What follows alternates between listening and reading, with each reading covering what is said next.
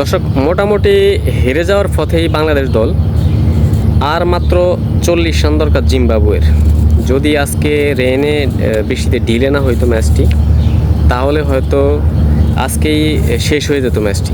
তো বৃষ্টির কারণে ডিলে হচ্ছে, তবে 40 রান দরকার আর হাতে আছে 6 উইকেট। কালকে যদি ব্যাটসম্যানরা ব্যাটিং স্টার্ট করে, হয়তো বোলারদের সকালবেলা যে দাপটটা থাকে, প্রত্যেকটা দলেরই ইনিংসে সকালবেলাই বোলাররা ভালো বল করেছে, তো হিসেবে হয়তো আরও 2-3 উইকেট যেতে পারে। তবে খুব সহজেই জিম্বাবুয়ে ম্যাচটি জয়লাভ করবে আমার কাছে মনে হচ্ছে।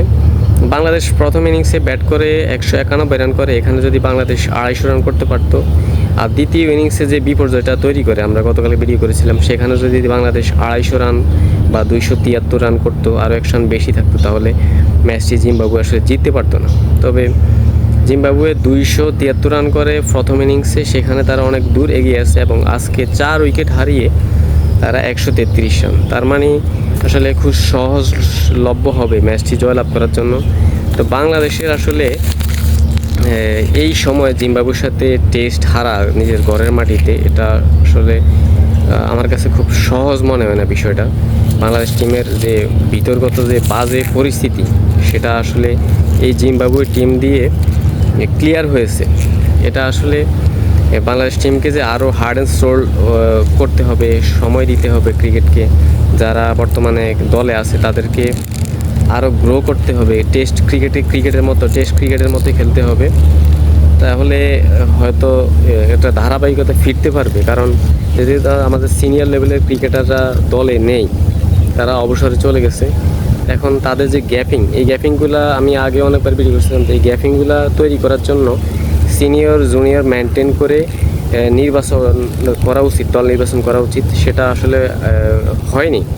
তো এখন যে দল ক্ষতির সম্মুখীন হচ্ছে, বিভিন্ন সিরিজে হারতেছে, জিম্বাবুয়ের সাথে আমরা হারতেছি, তো এই বিষয়গুলা ভবিষ্যতের জন্য চিন্তা করা উচিত ছিল, যেটা এখন বর্তমানে আমরা ফেস করতেছি দল নিয়ে। তো এই মুহূর্তে আসলে আর কিছু করার নেই।